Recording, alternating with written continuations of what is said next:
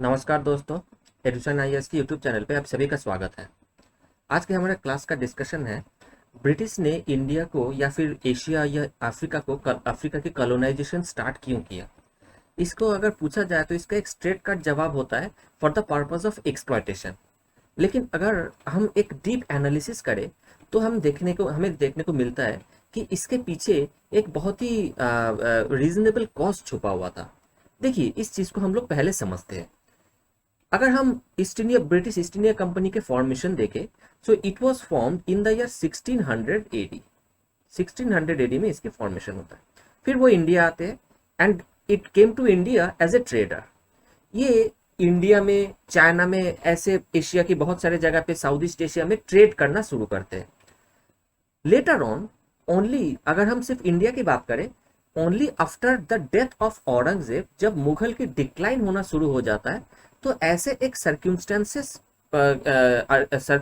आ जाता है Indian political scenario में कि वो लोग अपने कैरेक्टर को चेंज करने लगते हैं और ट्रेडर से वो लोग रूलर बनने लगते हैं।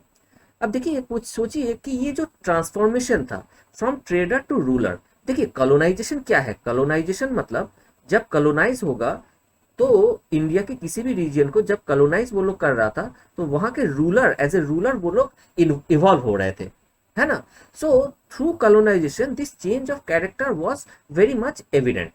अब देखिए, अगर हम सोचे, सपोज कोई भी एक आदमी ए अपने घर छोड़ करके दूसरे किसी जगह पे बिजनेस करने के लिए जाता है, ठीक है। ए अपने घर छोड़ करके दूसरे किसी जगह पे, एक जगह पे अपने एक बिजनेस करने के लिए जाता है। अब उस जगह पे वो अपना बिजनेस एस्टेब्लिश करता है और उस बिजनेस से वो काफी पैसा भी कमाता है। जो पैसा वो कमाता है वो अपने घर भी भेजता है, ठीक है ना। और ए का कोई इंटेंशन ऐसा सच नहीं है कि एक जो दूसरे जगह पे जहां पे वो बिजनेस करने के लिए गया है वहां पे वो सेटल हो जाए। सेटल होने का कोई इंटरेस्ट उनको नहीं है, ठीक है। और उनको इस बिजनेस से काफी प्रॉफिट भी हो रहा था। लेकिन अचानक से उनके सामने एक अपॉर्चुनिटी आता है कि he can become the ruler in this place x, ठीक है ना। लेकिन उसके सामने उनके सामने बहुत बड़ा एक चैलेंज था। चैलेंज ये था कि ए को बहुत सारे लड़ाई लड़ना होगा एंड इन दैट फाइट जो प्रॉफिट वो कमा रहा था, हो सकता है वो सारा प्रॉफिट उनका खत्म हो जाए। In fact A can go bankrupt, ठीक है ना। तो ए के सामने दो चॉइस है कि ए या तो फिर अपने जो प्रॉफिटेबल बिजनेस है उसको कंटिन्यू करे और उस जगह के पावर स्ट्रगल में इन्वॉल्व ना हो। दूसरा चॉइस उनका ये है कि he can get involve in the power struggle, but वहां पे एक रिस्क है, he can go bankrupt. Now under this two choices, normally ये जो पावर स्ट्रगल में इन्वॉल्व नहीं होना चाहता है। लेकिन कोई भी अगर इस पावर स्ट्रगल में इन्वॉल्व होता है तो वो कोई छोटी मोटी रीजन की वजह से नहीं होता है। उनके सामने जरूर बहुत बड़ा कोई रीजन रहा होगा, तभी जाकर के वो वहां के पावर स्ट्रगल में इन्वॉल्व होगा। तो ब्रिटिश का इंडिया में या फिर एशिया में कुछ ऐसा ही कंडीशन बना था। वो भी यहाँ पे बिजनेस करने के लिए आए थे and that business was also very much profitable for them. वो अपने पैसे घर भी भेज रहे थे और यहाँ पे सेटल होने का भी उनका कोई इंटरेस्ट नहीं था। लेकिन वो यहाँ पे जो कॉलोनाइजेशन काम शुरू किया, कॉलोनाइजेशन के वजह से उनको बहुत सारा लड़ाई लड़ना पड़ा था और इस लड़ाई में ब्रिटिश ईस्ट इंडिया कंपनी को काफी फाइनेंशियल नुकसान भी हुआ था। देयर वॉज ए रिस्क कि वो यहाँ पे मतलब कि विक्टोरियस ना हो पाते, इसके चांसेस पूरा था। और अगर विक्ट्री उनको नहीं मिलता तो वो इंडिया को कॉलोनाइज नहीं कर पाते, इंडिया के रूलर वो नहीं बन पाते, तो उनका रूलिंग पार्ट भी जाता और वहां के यहाँ पे जो वो लोग बिजनेस कर रहे थे वो बिजनेस का अपॉर्चुनिटी भी उनका चला जाता अगर वो विक्टोरियस नहीं होते। तो ये रिस्क तो उस टाइम पे था। लेकिन उसके बावजूद उन्होंने सोचा कि कॉलोनाइजेशन काम वो लोग शुरू करेंगे and they will become the ruler, ठीक है ना। तो अगर ऐसा है तो इसके पीछे उनका बहुत बड़ा जरूर रीजन रहा होगा और उसी चीज को हम लोग इसमें समझेंगे। तो देखिए, अगर हम ब्रिटिश के ब्रिटिश मोड ऑफ ट्रेड को अगर हम समझ लेते हैं थोड़ी देर।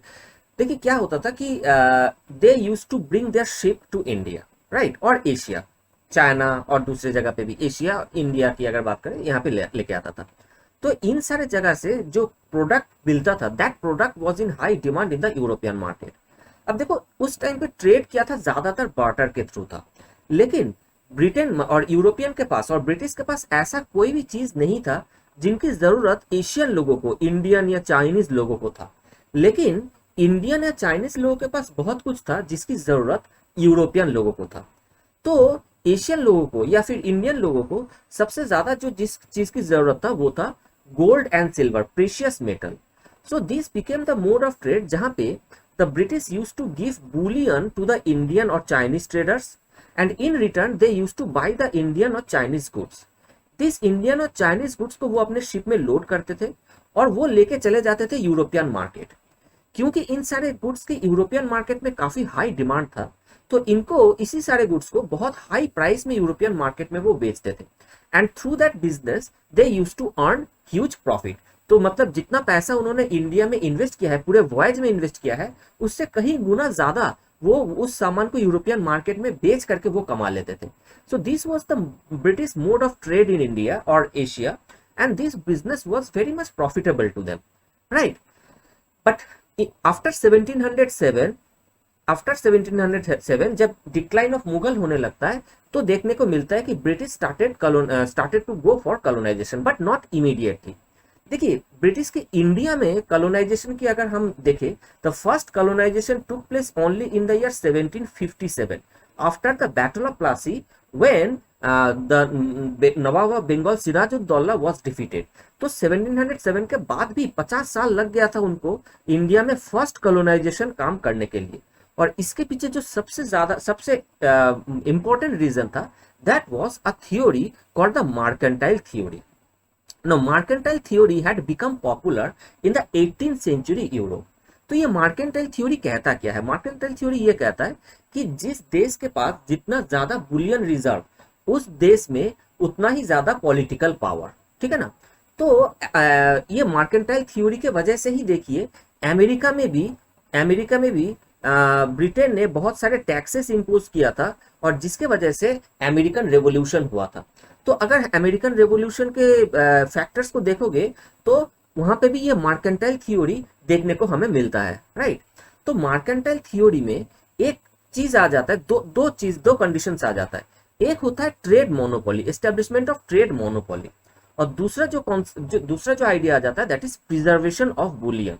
मतलब अब यूरोप में ये थ्योरी पॉपुलर हो रहा है, तो European powers are trying to maintain this two things. अब देखिए ट्रेड मोनोपोली किस लिए? ईस्ट इंडिया कंपनी यहाँ पे बिजनेस करने के लिए मौजूद थे, right. They were carrying out their trade. अब बताइए ट्रेड में जो फॉर्मूला होता है प्रॉफिट का, किसी भी ट्रेड में प्रॉफिट का क्या फॉर्मूला होता है? Selling price minus cost price, selling price minus cost price, that is the profit. Now think about it, जो सेलिंग जो भी इंडियन या एशियन मोड ऑफ बिजनेस था उनका, जो सेल वो लोग करते थे goods, sale of goods, the selling used to take place in European market और Indian market. The answer is European market, क्योंकि सामान तो उन्होंने यूरोपियन मार्केट में बेचा, लेकिन सामान उन्होंने खरीदा कहां से? खरीदा उन्होंने एशियन या चाइनीज मार्केट से। So cost price was dependent upon Asian market, right. अब सोचो अगर प्रॉफिट बढ़ाना है, इस प्रॉफिट को अगर इंक्रीज करना है, तो या तो आप सेलिंग प्राइस को बढ़ा सकते हो कॉस्ट प्राइस को सेम रख करके, या तो फिर सेलिंग प्राइस को सेम रख करके कॉस्ट प्राइस कम कर सकते हो। ये दोनों में कोई भी एक काम करोगे तो तुम्हारा प्रॉफिट बढ़ेगा। लेकिन अगर तुम्हें और हाई प्रॉफिट चाहिए तो तुम्हें क्या करना पड़ेगा? दोनों चीज एक साथ करना पड़ेगा। सेलिंग प्राइस भी बढ़ा रहे हो और कॉस्ट प्राइस भी घटा रहे हो, ये दोनों एक साथ होगा तो प्रॉफिट मार्जिन बहुत ज्यादा बढ़ जाएगा। लेकिन सोचो at that time there was a competitive market, मतलब इंडियन मार्केट में बहुत सारे यूरोपियन ट्रेडर्स थे, not only the British, French, Dutch, Portuguese, बहुत सारे यूरोपियन ट्रेडर्स थे। इन द सेम मैनर्स जितने भी यूरोपियन ट्रेडर्स एशियन मार्केट में थे, उतना ही सारा यूरोपियन मार्केट और यूरोपियन पावर्स यूरोपियन मार्केट में भी बिजनेस कर रहे थे। लेकिन यूरोपियन मार्केट में जो अगर इंडियन गुड्स पे या एशियन गुड्स पे ट्रेड मोनोपोली एस्टेब्लिश करना है, तो फिर यूरोपियन मार्केट से सारे पावर को हटाना पड़ेगा अगर ट्रेड मोनोपोली एस्टेब्लिश करना हुआ तो। लेकिन ये पॉसिबल नहीं था, क्योंकि यूरोप में इंग्लैंड एक देश था, फ्रांस एक देश था और सबके बीच में आपस में एक इंटर राइवलरी थी। तो यूरोपियन मार्केट से तो यूरोपियन पावर्स को हटाना पॉसिबल नहीं था। लेकिन अगर इंडियन मार्केट से सारे यूरोपियन पावर्स को हटा दिया जाए तो there will be a trade monopoly, क्योंकि कोई भी यूरोपियन पावर्स को अगर इंडियन गुड्स मिलेगा ही नहीं तो फिर वो लेके क्या जाएंगे यूरोपियन मार्केट में और बेचेंगे भी क्या? ठीक है ना। So they realise, the East Indian company realise to increase the profit they will have to establish trade monopoly and that can be established only by removing और eliminating the other European powers from the Indian market. और इसीलिए देखिए British East India company ने जितने भी other European powers थे उनके साथ लड़ाई लड़ना शुरू कर दिया, जैसे Anglo French war, Anglo Dutch war, ऐसे बहुत सारे लड़ाई लड़ना शुरू कर दिया। And fighting this war is the task of not of a ruler but of sorry not of a trader but of a ruler, ठीक है ना। दूसरी चीज था, दूसरा जो कॉन्सेप्ट था that was preservation of Boolean. देखिए इंग्लैंड में, क्योंकि इंग्लैंड में ये थ्योरी पॉपुलर हुआ है, तो the British government wanted to preserve the bullion. That is why they made a law, they enacted a law under which they stopped the outflow of bullion, they stopped the outflow of bullion, right. ये law वो लोग लेके आ गए। लेकिन सोचिए east India company का जो trade mode of trade था इंडिया में, that was based upon outflow of Boolean from England, ठीक है ना। लेकिन अगर जब इसी को बंद कर दिया गया तो फिर ईस्ट इंडिया कंपनी इंडियन सामान खरीदेगा कैसे, क्योंकि इंडियन लोगों को तो उनको कुछ तो देना पड़ेगा, इंडियन या चाइनीज दोनों लोगों को कुछ तो देना पड़ेगा। अगर कुछ देना पड़े वो क्या देंगे, क्योंकि उनके पास ऐसा कुछ भी नहीं था जिनकी जरूरत इंडियन या चाइनीज लोगों को था। तो वो लोग एक ईस्ट इंडिया कंपनी एक ऑल्टरनेटिव गुड्स ढूंढना शुरू किया। तो विथ रिगार्ड टू चाइना उनको एक ऑल्टरनेटिव गुड्स मिल गया in the form of opium. देखिए चाइनीज लोग इतना ज्यादा एडिक्ट हो गए थे ओपियम से कि वो लोग दे वर रेडी टू एक्सचेंज और give anything and everything in return of opium.